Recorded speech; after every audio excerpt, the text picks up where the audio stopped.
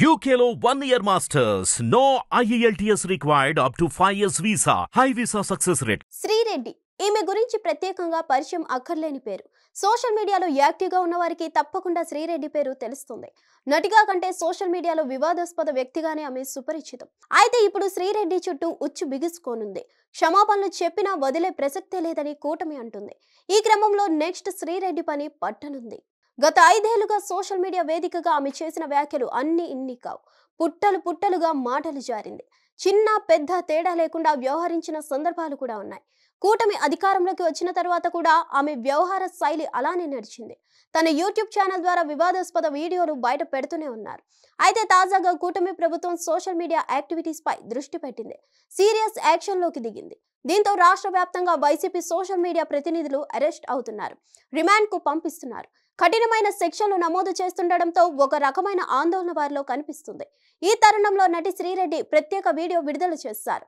చంద్రబాబు, పవన్, లోకేష్, వంగలపూడి అనిత తదితరులకు పేరు పేరున క్షమాపణలు కోరారు. అయితే అంతటితో ఆ వివాదం ముగిస్తుందని శ్రీరెడ్డి భావించారు. తమలాంటి వారిని వదిలేయాలని విజ్ఞప్తి చేశారు. అయితే ఆమెలో పశ్చాత్తాపం కంటే భయమే ఎక్కువ కనిపించింది.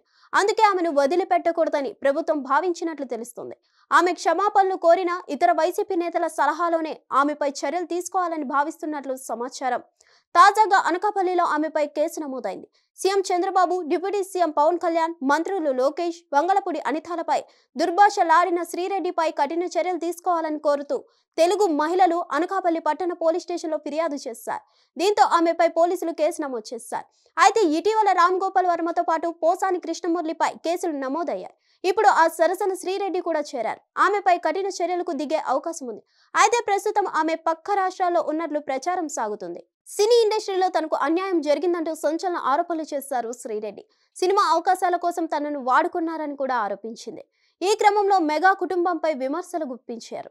అప్పట్లో ఆమె నిరసన కూడా సంచలనం రేకెత్తించింది. ఆమె వ్యవహార శైలి వివాదాస్పదంగా మారడంతో చిత్ర పరిశ్రమలో అనాధికార వేటు కొనసాగింది. దీంతో యూట్యూబ్ ద్వారా ఆమె సెలబ్రిటీగా మారారు. వైసీపీకి అనుకూలంగా పనిచేశారు.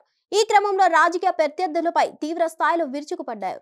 ఇప్పుడు వాటిపై క్షమాపణలు చెప్పినా వెనక్కి తగ్గే స్థితిలో కూటమి ప్రభుత్వం లేదని తెలుస్తోంది. హిట్ టీవీ యాప్ ని డౌన్లోడ్ చేసుకోండి. ఇందులో short news, live news, entertainment movies అన్ని అవైలబుల్ గా ఉన్నాయి. Please download Hit TV app. Hit TV app hit TV app ని ఫ్రీగా డౌన్లోడ్ చేసుకోండి.